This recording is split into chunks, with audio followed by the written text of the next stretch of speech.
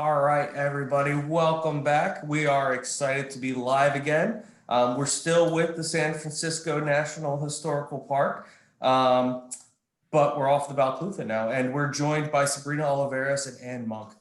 They're park guides with the National Park System and the Maritime Park in San Francisco. We're really happy to have them here and joining us today. And we're going to talk a little bit about a podcast that they put together. So welcome, guys. Thank you. Hi. Do you guys want to start off and just kind of give us an overview of the podcast, what it is, and where people can find it? Yeah, absolutely. Okay, so the podcast is called Better Lives, Bitter Lives. It's available on the San Francisco Maritime website as well as iTunes. And I guess the best way to explain what the podcast is about is by looking at the title. San Francisco being a port city, historically is a place where people from all over the world have come to quote unquote seek better lives. So a lot of the waterfront history can be traced back to that motivation. But at the same time, whenever people do come here, they come with ideas about San Francisco or California, which are not necessarily bitter lives as it's said in the title, but it gets complicated because, like, dating way back to the gold rush, people would have this idea that this is where I'm just going to find a lot of gold and get rich and so on and so forth. But that's not necessarily the case. And the podcast kind of just goes from that main idea. Yeah, and not only the ideas that these seekers had about their destination, but often how the destination, in this case, San Francisco, had its own ideas about these people seeking better lives. Yeah, I think it's really interesting topics that you guys really hit on. That's one of the things that impressed me about it. For our guests that are joining us at maritimefest2020.com, you can also access the podcast right there. So you can see it on their page in the participating organizations, and you click on the podcast. And I really suggest everybody check it out if you can today. If not, you can check it out another time as well. What was your guys' original inspiration for putting the podcast together? Yeah, so our original inspiration, it really took form as Shelter in Place started in San Francisco. And we both went home with a lot of books. And one of the books that I brought home was The White Devil's Daughters, which is a book by Julia Flynn Seiler that deals with the women who fought against sexual slavery in San Francisco's waterfront.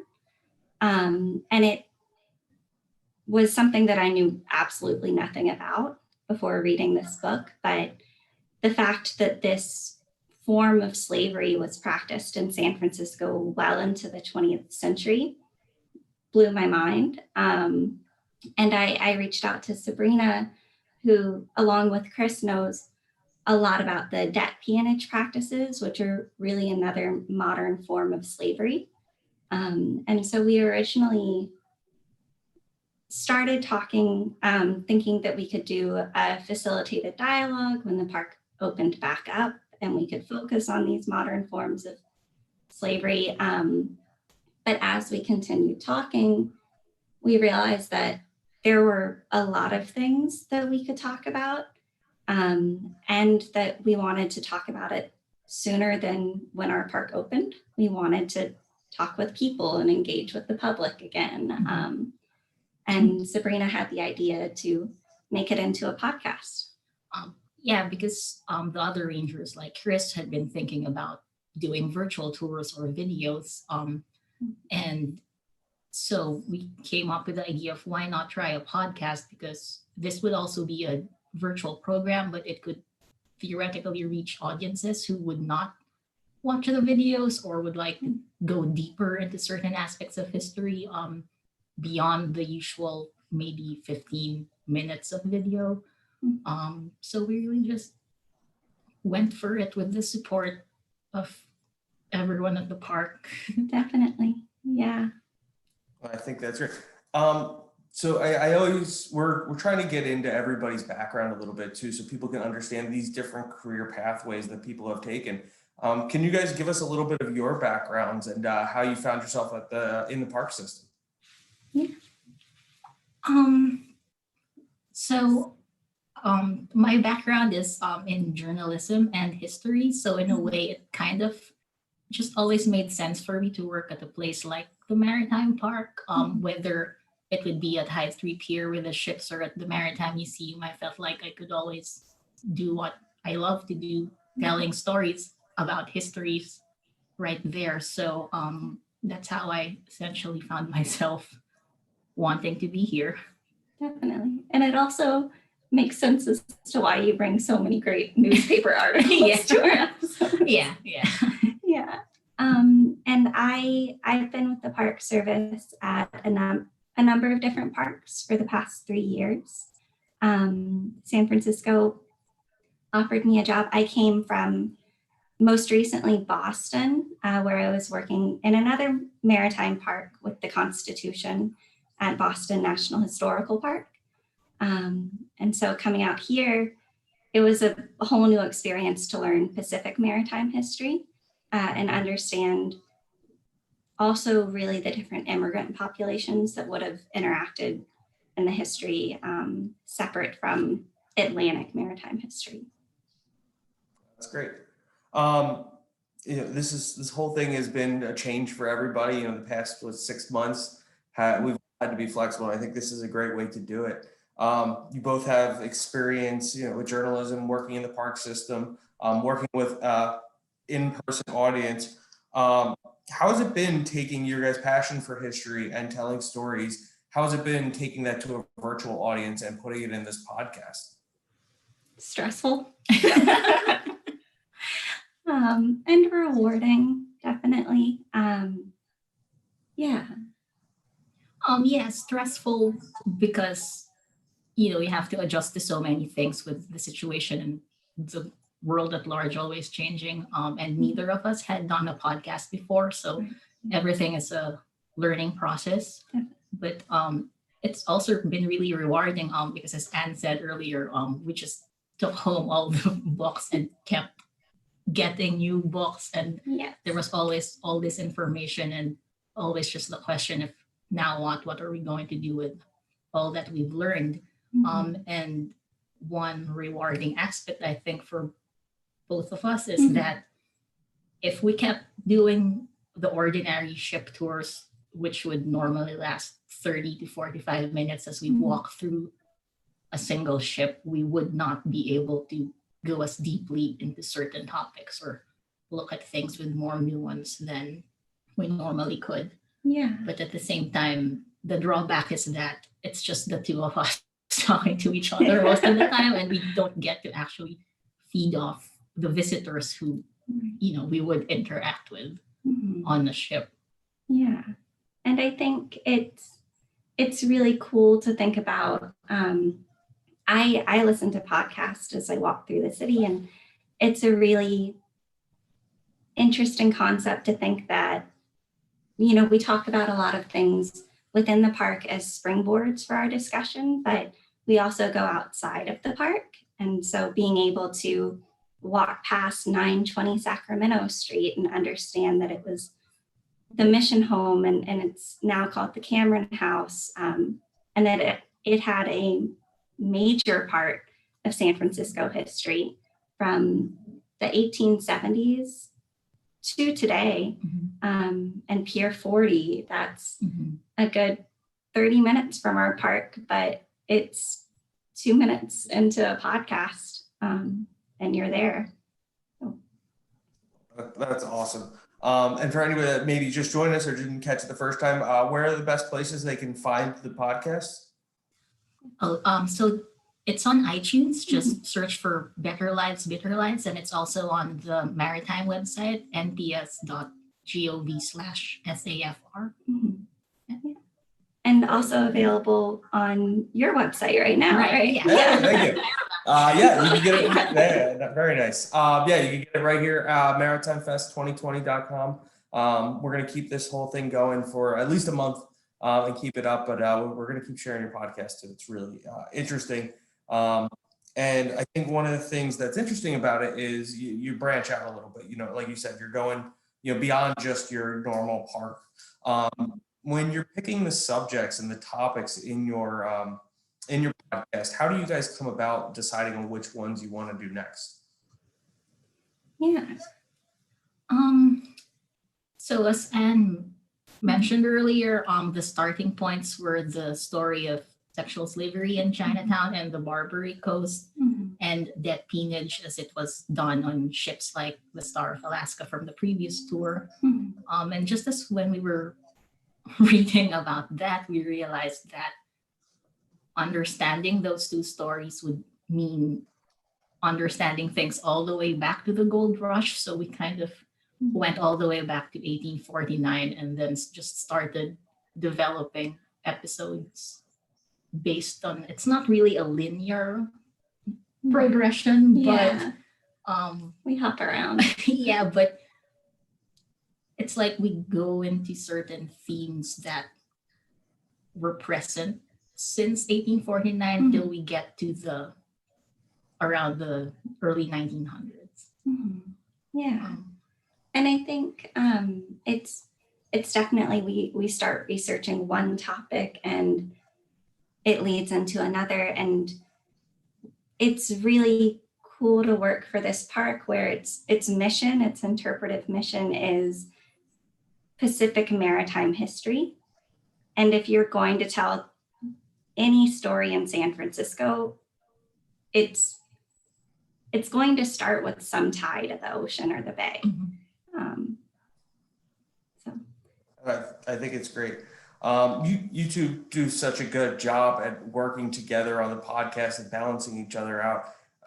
You seem like you have a great relationship in there. Can you tell us a little bit about your guys' relationship and how long you've been working together, and you know, putting this together, how it's been working together to make this project happen? Yeah, pretty good. We've known each other for about a year, and we've been working on the podcast for, I guess, 6 months. Yes, at this point. since March. Yeah, it's great because we do bring different perspectives. Sabrina really has such a hold on primary documents as well as secondary sources, and So does she. and has that journalistic lens. And we also get to bring, I think we kind of enable each other to go down research rabbit holes a lot. And it's good to also be able to pull each other out of the research rabbit hole. take turns. Because on a normal day, we would be just like sending each other links. Like, have you read about this? Have you heard about this book? Let's go read this book. And then someone has to say, no, we should not read this book right now. Yes, yeah. Let's start reading it and let's bring it back later because this podcast is due in a couple of days. It seems like you guys kind of enjoy getting down the rabbit holes a little bit. So it's good to have something to pull you out of it when you got a deadline. As you know, you're putting all this stuff together and it's really well done. What is your goal for the listener? What do you hope they gain from your podcast? Yeah. I guess we hope they kind of start experiencing or looking at San Francisco the way we started to learn how to look at San Francisco by starting this project. Or not just San Francisco, but even just pieces of maritime history. Like in one of the episodes, we say something like, you can look at a ship in so many different ways. And a ship can be a frame for so many histories that maybe are not talked about as often, but if you can just stand there and look at it at a certain angle, metaphorically look at something else 2 degrees to the right or to the left, you are bound to learn something new. And we had to like put ourselves in that mentality to like, there's this one object, one artifact, one ship we can look at the same time, but every time you look at that, you can see different things. Definitely, So yeah. Hopefully the podcast does help Mhm. people do Yeah. that. Yeah, start to consider the history beneath their feet or around them. And we do love going into research, but we also know that we're not going to give a complete history of anything, but we hope that when people listen to an episode, it encourages them to do more research and start discussions and get curious. Follow their own rabbit holes. Yeah, There you and go. have a friend pull you out every so often. I think that's what I like so much about podcasts sometimes is you don't always know what you're getting into when you start listening, but they will open up a whole new world sometimes, and you can really find a new interest. And I think that's one of the things we're trying to do with this festival is reach a pretty broad audience so we can teach more people about maritime history as well. And I think that's something that's great about podcasts is that they do that, and you probably reach a whole new audience that maybe wouldn't be able to get to the park ever. But is right now obviously they can't, so it's a great opportunity. But if somebody's driving across the country, or maybe somebody's moving to San Francisco for the first time and traveling from Boston, they need something to just listen to in the car across the way. I think these are the kind of things that are going to really help open people's eyes. And sometimes when you move to a new area, hearing the harder history, to the more difficult stories, the stories that aren't necessarily happy, is the best way to really learn from it. So I think it's really amazing. I applaud you guys for kind of tackling some hard subjects and talking about it so bluntly and honestly, and I think that's great. As you guys keep moving forward, and eventually we're all going to get back to being open again and having the things that we do and love. Do you guys plan on continuing the podcast when that happens, or what is your goals for the future of the podcast? Yeah, so I think we hope to continue it in some form because we do want to continue to reach as many people as possible. We've talked about a couple of different ways that we see the podcast changing, with both our ability to focus on it when we're back in the park working every day, and also carrying on interpretation, but also acknowledging that even though I think we do a pretty great job of showing many different perspectives, we're two voices telling really what captures our interest. And so we hope as the podcast goes on that we're able to bring more voices and perspectives on. Yeah. Anything else you want to add? I just hope we can keep working on the podcast. Yeah, me too. And I think that's great. And I think, a lot of people, when this all happened, were trying to find ways to get creative. And, like you said, no experience whatsoever. I don't know how much. I probably was on 2 Zooms before this whole thing started. And on Zoom almost 24/7 for the last 2 days, or not 7, 2. But we're all learning how to adapt and how to adjust. And I think it's amazing to see something come together like this with the podcast, with the ways people are adapting. We've been talking to people all weekend about being flexible and learning new skills. And I really applaud both of you so much for what you've put together and being able to adapt and be flexible. Thank you guys so much for being part of this. You're actually our final live interview. We're going to have a shanty sing in just a little bit. And that's going to be a lot of fun to wrap this whole thing up. But thank you both so much for being part of this. Thank you for bringing the stories of San Francisco. Hopefully more people are going to listen now. And thank you to everybody that's joined us all weekend long for all of our events. We're going to leave everything up so you can check out this interview again, check out the podcast after or before, check out all of the live feeds that we've done, all of the pre-recorded content. It's been a lot of fun, guys. And thank you again so much for being part of this. Yeah, thank you. Yeah, thanks for having us. This is incredible. All right, guys. Thank you so much and stay safe. All right. Sounds good.